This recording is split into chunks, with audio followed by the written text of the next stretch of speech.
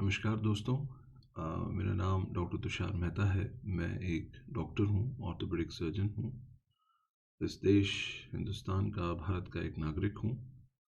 और ये जो वीडियो जो इस वक्त आप सब देख रहे हैं, इस वीडियो को आप सबके सामने लाने के मेरे कुछ मकसद हैं, जिनके बारे में मैं आपसे कुछ बात करना चाहूँगा। पहली चीज़ जो इस वक्त हम सब जानते ही हैं, जैसा कि किस तरह की ये महामारी फैली हुई है, एक पेंडेमिक फैला हुआ है जो कि कोविड-19 के नाम से जाना जाता है, जो कि कोरोना वायरस की वजह से जो है पूरी धरती जो है वो परेशान है इस वक्त। तो पहली चीज़ इसके बारे में मैं आपसे जो आज इस वीडियो के माध्यम से कहना चाहूँगा दोस्तों, वो ये है कि हमें इस बीमारी के बारे में 2019 से पहले बहुत ज़्यादा नहीं पता था। 2019 में जब ये बीमारी हमारे देश हिंदुस्तान में आई, तो हमारे जो डॉक्टर्स हैं उन्हें काफ़ी कुछ इस बीमारी के बारे में धीरे धीरे आइडिया लगा। लॉकडाउन हुआ, जनता कर्फ्यू हुआ, आप सब जानते हैं, आप सबको वो बातें अच्छे से याद हैं। इस बीमारी को समझा गया, टेस्ट कैसे किया जाए, पता कैसे लगाया जाए, ट्रीटमेंट कैसे किया जाए।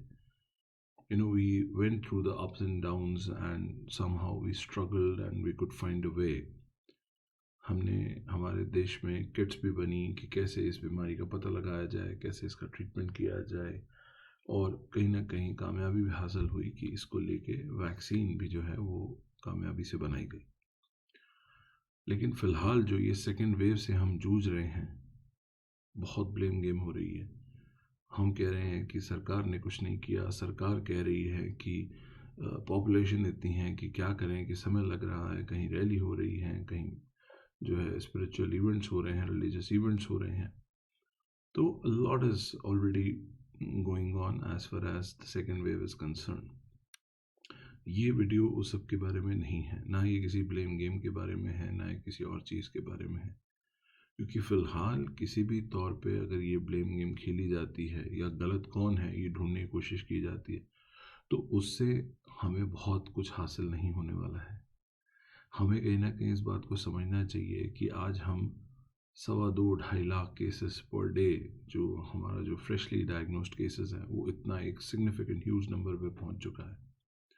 हज़ारों मौतें एक दिन में हो रही हैं, और कहीं ना कहीं आप और हम ये सब जानते हैं कि जो एक्चुअल नंबर है वो रिप्रेजेंटेड नंबर से कहीं ज़्यादा है, बिकॉज बहुत सारे केसेस और बहुत सारी डेथ्स जो है वो रिपोर्ट नहीं हो पाती।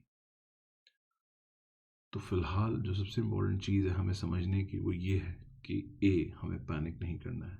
आई know it is a time for us all to be careful, but please try to understand I am using the word panic. So हमें पैनिक नहीं करना है। बी, हमें इस जंग में एक दूसरे के साथ रहना है, क्योंकि ये जंग अगर ये पूरा देश एक साथ एकजुट होकर लड़ेगा तो शायद जीत जाएगा। ये जो सारी की सारी चीज़ें मैं आपसे कहने की कोशिश कर रहा हूँ, इसके पीछे का मकसद एक ही है। वो है कि इस बीमारी के लिए एक चीज़ जो अभी तक कारगर साबित हुई है, वो है वैक्सीन। जब ये वैक्सीन की शुरुआत हुई, जनवरी 16 से तकरीबन वैक्सीनेशन ड्राइव की शुरुआत हुई। बहुत जगहों पे ऐसा देखा, मैंने खुद एज अ डॉक्टर देखा कि बहुत सारे वैक्सीनेशन सेंटर्स पे वैक्सीन लगाने के लिए लोग थे, स्टाफ था, इंफ्रास्ट्रक्चर था, कंप्यूटर ऑपरेटर्स बैठे थे, सर्टिफिकेट निकालने वाले लोग थे, वैक्सीन की वायल्स भी थी, लेकिन लोग वैक्सीन लगवाने नहीं आए। कोई हवाला दे रहा था कि क्लॉट बन जाता है, कोई हवाला दे रहा था कि नहीं, इतनी जल्दी वैक्सीन जो है वो असली हो ही नहीं सकती, इसके अंदर कुछ और मिलावट है, और तरह तरह की बातें थी। तो दोस्तों, ऐसा है कि आपके देश के प्रधानमंत्री से लेके एम्स के डायरेक्टर से लेके तकरीबन तकरीबन हर इंसान जिसका एक ज़िंदगी में एक ओहदा, एक स्टैचर, उसने वो वैक्सीन लगवाई और लोगों के आगे एक प्रूफ दिया कि वैक्सीन लगवाने से फ़ायदा होता है। अभी भी लोग सवाल करते हैं कि अरे उन्होंने तो वैक्सीन लगवा ली लेकिन फिर भी उन्हें कोरोना हो गया।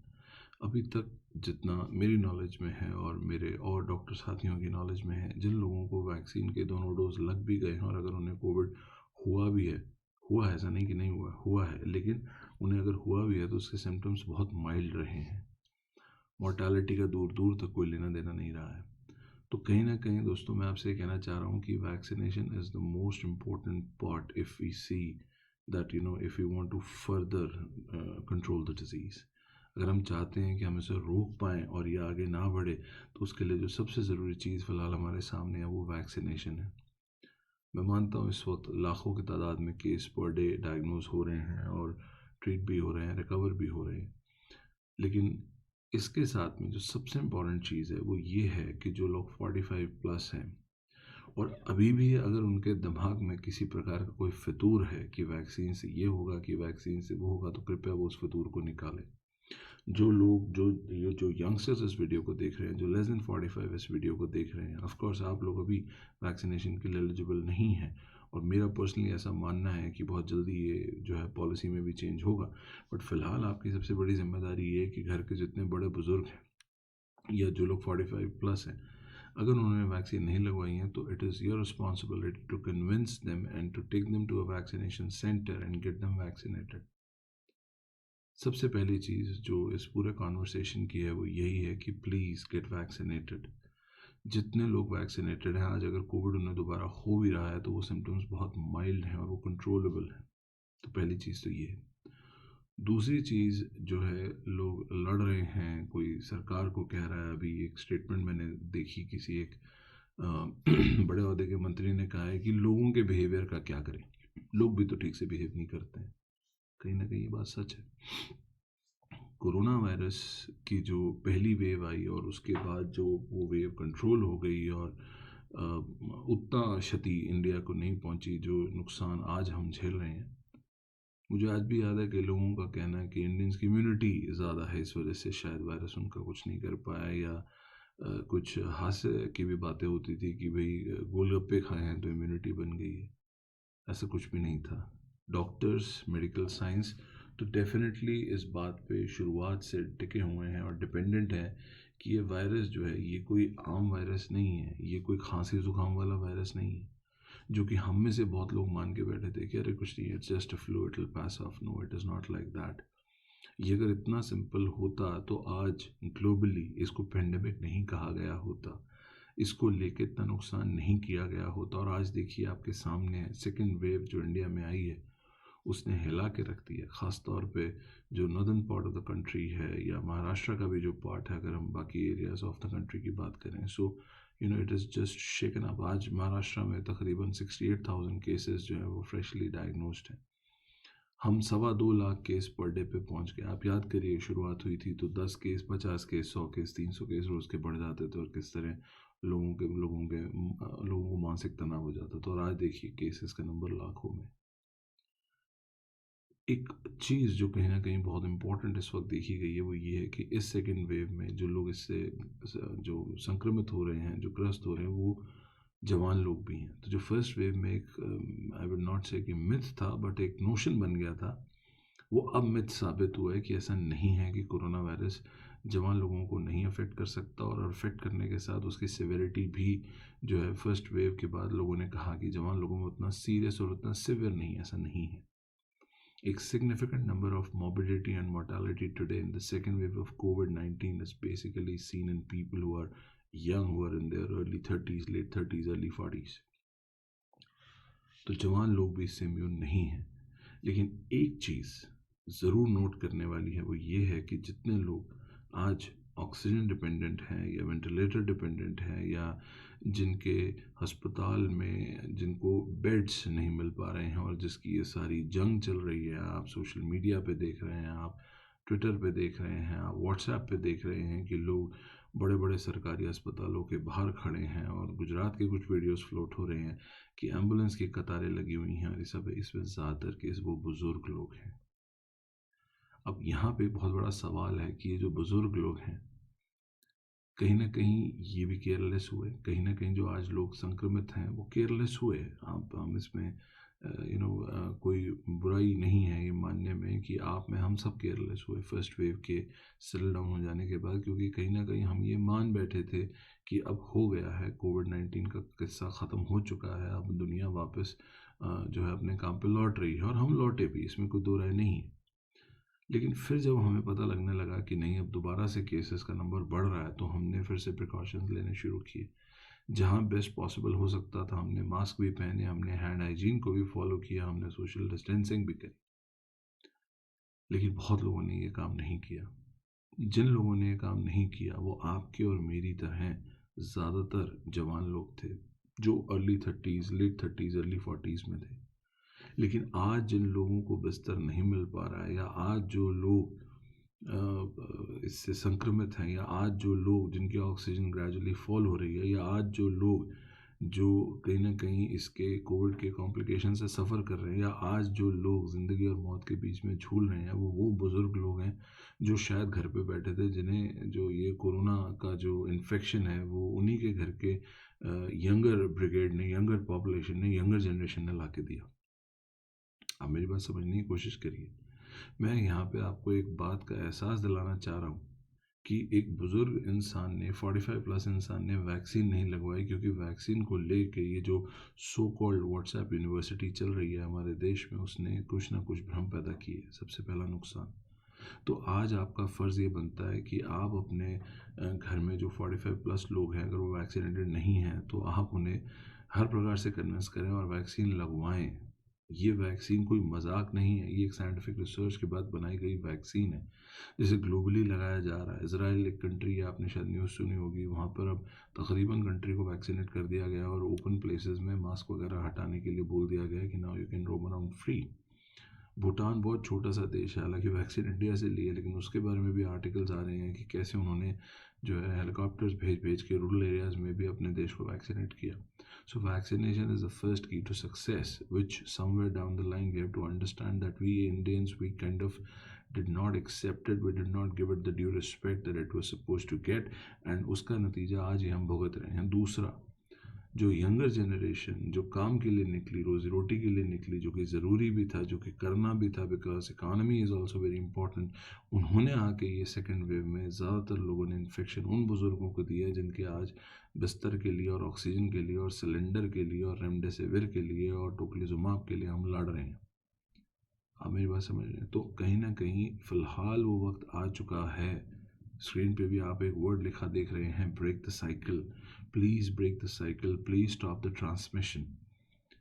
सरकार नहीं लगा रही लॉकडाउन, कोई बात नहीं, आप अपने मन को मना लें और लॉकडाउन में चले जाएं। आप कोशिश करें कि अब भी घर के बाहर ना निकले। मैं अभी भी जो है I come to see around and meet around and talk around many people who are still going to work, and phone करके पूछ रहे हैं कि अरे डॉक्टर साहब क्या ये इतना सीरियस हो गया है। जब मैं उन्हें बताता हूँ कि तकरीबन 5 से 7 तो मेरे जानने वालों में मृत्यु हो रही है, तो अच्छा इतना हो गया अभी ये, तो इस तरह की जब वो बात करते हैं तो मुझे वो केयरलेसनेस पे और हंसी और गुस्सा दोनों आते हैं। So I want with this video, इस वीडियो के माध्यम से I want to request all the young brigade out there, I totally understand your need to work, you need to go to work and work hard. Economy is important, earning a salary is important, running your business is important. I know everything is important, but everything will be there if you will be alive. जिंदा रहेंगे तो ये सब चीज़ें आज नहीं तो कल, टुडे नहीं तो टुमारो, हम दोबारा से वापस इख्तियार कर लेंगे, खड़ी कर लेंगे, हम इन सब चीज़ों को वापस पा लेंगे, हासिल कर लेंगे, हम इन चीज़ों पर लौट आएंगे, लेकिन ज़िंदा रहेंगे तब ना। तो प्लीज़ प्लीज़ हम सरकारी लॉकडाउन की वेट ना करें, और एक ज़िम्मेदार नागरिक, भारत के नागरिक होने के नाते हम इस बात को इंश्योर करें कि नंबर एक, हम जितना भी बाहर जाएंगे वो सिर्फ और सिर्फ इसेंशियल एक्टिविटीज़ के लिए जाएंगे। कुछ अनअवॉइडेबल सर्कमस्टांसिस की वजह से हम सिर्फ अपने घर से बाहर निकलेंगे, और अगर हम निकलेंगे तो हम सारी ड्यू प्रिकॉशंस और सारे स्टैंडर्ड जो प्रोटोकॉल्स हैं उन्हें फॉलो करेंगे। हम मास्क पहनेंगे, हम सैनिटाइज़र्स का इस्तेमाल करेंगे, हम सोशल डिस्टेंसिंग बना के रखेंगे, हम घर आने के बाद पूरी कोशिश करेंगे कि हम अपने आप को क्लीन करें, हम वही सारी प्रिकॉशंस को फॉलो करें जो हमने पिछले साल मार्च अप्रैल में जिनसे हमने इस्तेमाल किया था, क्योंकि उस वक्त एक डर था हमारे अंदर। आज सेकेंड वेव में केसेस के बढ़ने की वजह से एक डर पैदा हुआ, हमने वो डर जो ओरिजिनली हमारे में होना चाहिए था हमने उसे खो दिया, लाजमी है, इंसानी फितरत है। लेकिन फ़िलहाल उस डर का वक्त वापस लौट आया है। मैं ज़रूर चाहूँगा ये कहना है कि पैनिक नहीं करिए, लेकिन डरिए। डरिए इस बात से कि कहीं आप तो कैरियर नहीं हैं, कहीं आपसे ये इन्फेक्शन आपके किसी बुज़ुर्ग को तो नहीं हो रहा है जिसकी इम्यूनिटी ऑलरेडी कम है, जिसको किसी प्रकार की और कोई कोमोर्बिडिटी है, कोई अस्थमा है, कोई डायबिटीज़ है, कोई हाइपरटेंशन है, कोई हार्ट डिजीज़ है। तो प्लीज़ मेक श्योर अगर अपने लिए नहीं तो उनके लिए इन प्रोटोकॉल्स का इस्तेमाल करें, इन प्रोटोकॉल्स को फॉलो करें, घर से कम निकलें, बुज़ुर्गों की वैक्सीन लगवाइए। आने वाले समय में मैं ऐसा उम्मीद कर पा रहा हूँ कि वैक्सीन की प्रोडक्शन की जो पेस है वो भी बढ़ने वाली है। जिस तरह से सरकारी बातें और गैर सरकारी लोग भी जिस तरह से ट्विटर पे इंफॉर्मेशन दे रहे हैं, so please encourage all the elderly people at home to get vaccinated, and you as a younger brigade of the country, being the future of the country, should realize your duties, that you should not be the carrier. So it is a kind of an imposed lockdown that I want all of you to apply onto yourself, except for the people who are actually the frontline workers. Health line जो है, जो इस वक्त जो एक health care की जो एक आर्मी है, मैं आपको सच्चाई के साथ बताना चाहता हूँ, डॉक्टर होने के नाते, एक एजुकेटर होने के नाते, तकरीबन तकरीबन 90% जो आपकी फ्रंट लाइन है, जो हेल्थ केयर वर्कर्स की जो फ़ौज है जो आगे खड़ी है, डटी है, 90% अब थक चुकी है या थकना शुरू कर चुकी है। तो उस फटीग को समझिए, उनके उनके दर्द को समझिए, उनकी तकलीफ़ को समझिए। उनके बच्चे हैं, बीवी हैं, माँ बाप हैं, उन्हें घर वापस जाना है। उस सारा सारा दिन कोविड के पेशेंट्स के साथ रह के आप इमेजिन करिए कि कितना वायरल लोड को वो एक्सपोज होते हैं। आप उनसे नाराज़ होते हैं, आप डॉक्टर्स के बारे में उल्टा बोलते हैं, आप उनको फ़ोन करते हैं, आप वो फ़ोन नहीं उठाते हैं, आप कहते हैं देखिए फ़ोन नहीं उठा रहे, जबकि आप ये शायद भूल जाते हैं कभी कभी कि एक पीपी किट पहने हुए डॉक्टर, ग्लव्स पहने हुए डॉक्टर, कोविड पेशेंट के वार्ड में काम करते हुए, ओपीडी में काम करते हुए डॉक्टर के लिए इतना आसान नहीं है एक वक्त पे इतनी चीज़ों को मैनेज करना, जहाँ सेम टाइम पे उसके आगे प्रोफेशनल के साथ एक पर्सनल लाइफ भी है। कितने डॉक्टर्स ऐसे हैं जो इस वक्त कोविड पेशेंट्स की देखभाल करते हुए, रखरखाव करते हुए खुद अपनी जान गंवा बैठे। आपने पढ़ा होगा, एक और व्हाट्सएप चल रहा है कि पिछले साल the doctors, the mortality in doctors was more than the mortality in soldiers. So as of now they are your soldiers. आप अपने किसी सीमा पे खड़े फौजी के साथ बदतमीज़ी करेंगे कभी? जो दुश्मन की आती हुई गोली खाता है और या उसका जवाब देता है, आप कभी बदतमीज़ी करेंगे? आप कभी नहीं करेंगे। आप उससे उल्टी बात करेंगे? कभी नहीं करेंगे। तो यहाँ पे भी आप उस बात को लागू करिए, आप समझिए। आप परेशान हैं, समझ में आता है, लेकिन सामने वाला भी परेशान है, वो भी समझिए। आप उसके ऊपर तनाव कितना है, मानसिक तनाव कितना है, प्रेशर्स कितने हैं, आप उसको भी समझिए। तो मैं फिर ये कहना चाह रहा हूँ, जिस बात से मैंने इस बात की शुरुआत की थी, कि ये वक्त जो है वो लांछन लगाने का या ब्लेम लगाने का या तोहमत लगाने का नहीं है। ये वक्त है इस बीमारी को एक साथ लड़ने का। हमारा फ़िलहाल जो डिफरेंस है, जो हमारे एक दिन में हम नए केसेस डायग्नोस करते हैं और जो एक दिन में केसेस रिकवर हो रहे हैं, इसके बीच में एक सिग्निफिकेंट डिफरेंस है।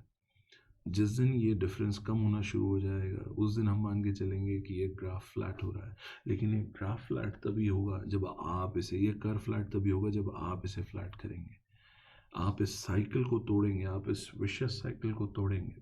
आप स्प्रेडर नहीं बनेंगे। अगर आपको कोई सिम्टम आते हैं तो आप तुरंत टेस्ट कराएंगे, आप अपने आप को तुरंत आइसोलेट करेंगे, आप अपने बेसिक ट्रीटमेंट की तुरंत शुरुआत करेंगे। आप उस वक्त बहाने नहीं बनाएंगे कि मौसम बदल रहा है, शायद बुखार है, आइसक्रीम खा ली थी, शायद बुखार है, पानी ठंडा पी लिया था तो शायद बुखार है। इस वक्त जो बुखार है, इस वक्त जो गले में दर्द है, इस वक्त जो शरीर में थकान है, ये सब कोविड के ही सिम्टम्स हैं। तो अपने मन को बहलाने, फुसलाने और खुश करने का कोई फ़ायदा नहीं होने वाला, आपको अल्टीमेटली नुकसान ही होगा। जो सिम्टम्स मैंने आपको बताए ये सब कोविड के ही हैं, तो प्लीज़ अपने आप को टेस्ट कराइए। आई एग्री टेस्टिंग थोड़ी डिलेड है इस वक्त, बिकॉज वर्कलोड ज़्यादा है। Never mind, go in an isolation, अलग जगह लीजिए, कमरा लीजिए, कोई जगह लीजिए, लेकिन अपने परिवार से अलग रहिए। आप उन्हें कोरोना मत दीजिए, उन्हें कोरोना वायरस के से संक्रमित मत करवाइए आप। और उसके बाद आप अपना बेसिक ट्रीटमेंट स्टार्ट करिए। याद रखिएगा, सबसे इम्पॉर्टेंट चीज़ है testing, treatment, trekking.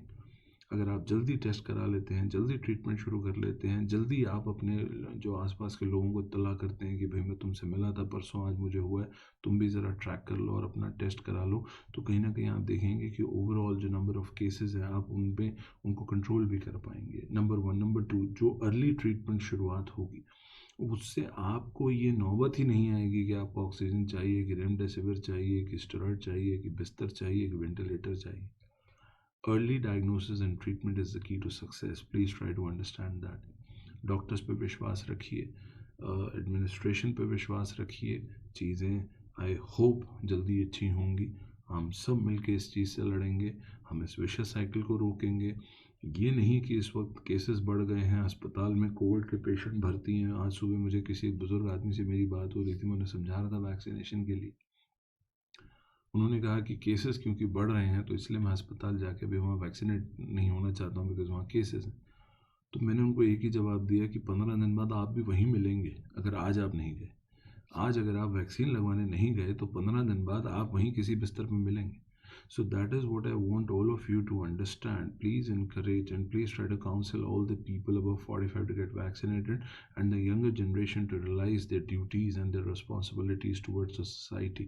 Please break down the cycle. Please let the curve flatten down. Please help the government in doing this. There is no point of blame game. We all are together, and if we are together, then only we are going to win this situation. I assure you. I promise you. मैं हूँ हड्डी का doctor, I am an orthopaedic surgeon, but still I have my friends with me जो physician हैं या जो cardiologist हैं या जो पल्मोनोलॉजिस्ट हैं। अगर आप में से कोई भी इस वीडियो को देखने के बाद परेशान है इस बात को लेके कि मैंने टेस्ट करा लिया है, मुझे जो है मैं कोविड पॉजिटिव हूँ, लेकिन मुझे नहीं पता आगे क्या करना चाहिए, कोई ट्रीटमेंट में आपको हेल्प चाहिए, कोई और चीज़ में आपको हेल्प चाहिए, मेरी जितना मैं सक्षम हूँ, जितनी मेरी काबिलियत है, क्षमता है, कैपेबिलिटी है, मैं उस हिसाब से आपकी मदद करने को तत्पर हूँ। मैं करता आ भी रहा हूँ, मैं आज भी कर रहा हूँ, मैं आगे भी करूँगा to the best of my abilities and capabilities and capacities. So thank you so much for listening to this video and watching this video. Please try to realize your duties as a responsible citizen of the country, and let's be together in breaking down this cycle and letting the curve flatten down. Thank you so much. Goodbye. I wish you all the best, and I wish that you and your loved ones and your family, you guys remain safe from this deadly disease. Thank you so much. Bye bye.